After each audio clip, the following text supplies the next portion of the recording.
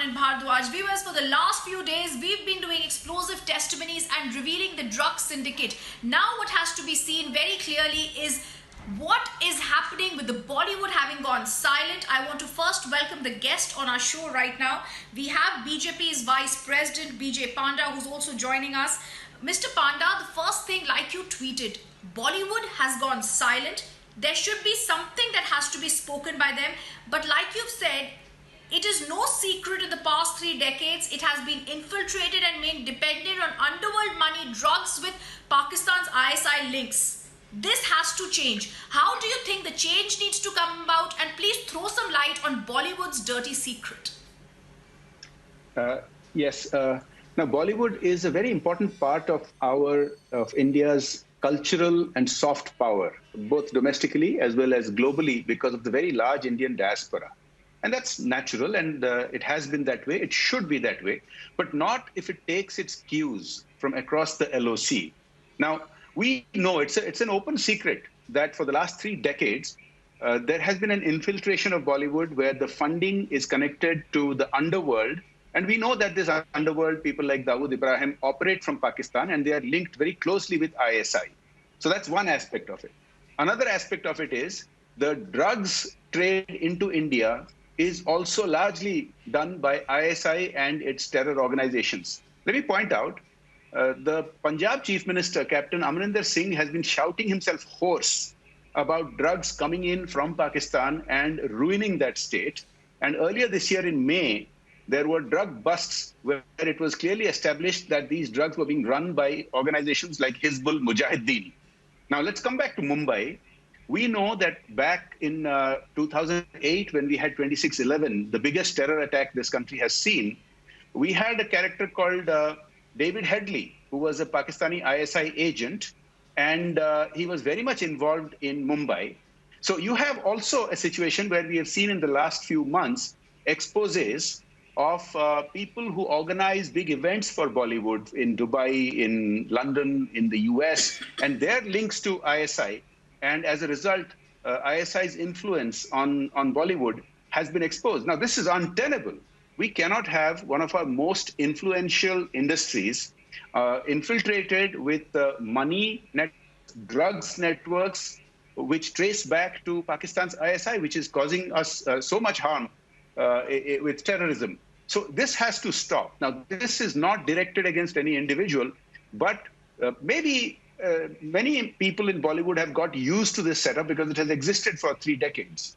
But that era has come to an end, and they must recognize that that era has come to an end, and Bollywood will be reformed. It would be better if some of these influential personalities would cooperate and help this reform, but it will happen in any event.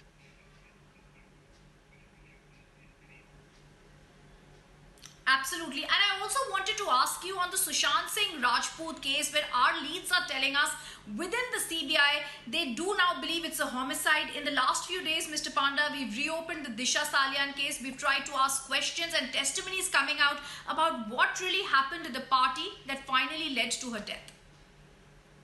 This has been the most covered news for the last 3 months or so.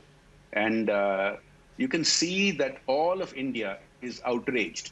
Maybe not certain bubbles in Lutyens, Delhi, or perhaps in Mumbai, but throughout the length and breadth of India, those of us who speak to people in the hinterland, we know that this has outraged people across the spectrum of all categories and ages. There have been allegations of not just 1 death, but 2. There was a young lady who was connected to the late Sushant Singh Rajput who died first, and there are allegations that both were homicides. This has to be investigated. Now, the investigation is going on, as you know, because of a Supreme Court order by the CBI and by our drugs control authorities. But before that, we saw months of very shoddy investigation and clear attempts to suppress it.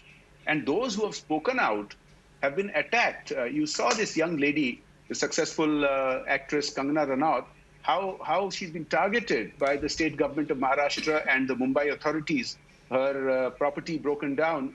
This is untenable. And if any of these allegations which are coming out during this investigation about drugs and about homicide allegations, if they lead to the suppliers of drugs, you know who will get exposed, and that's not tenable. That cannot be allowed to continue.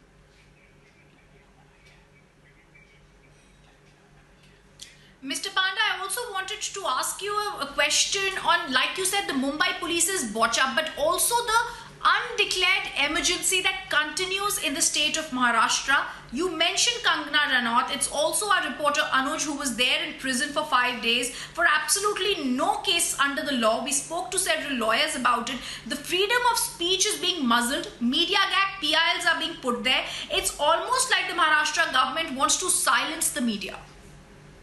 That's unfortunately true, and it's not the first such case. We have been seeing this for several months now. We saw the kind of botched investigation or deliberately botched and suppression when those two sadhus were killed in Palghar, and it was horrific. We were unable to watch that. Yes. You've seen how a retired naval officer was assaulted by members of the ruling party in Maharashtra recently. And of course, your reporter has been incarcerated. Now, this is just, the most authoritarian, the most fascistic kind of governance. And it's ironic that the same people who are perpetrating this are separately claiming authoritarianism in the rest of the country. There is simply no comparison.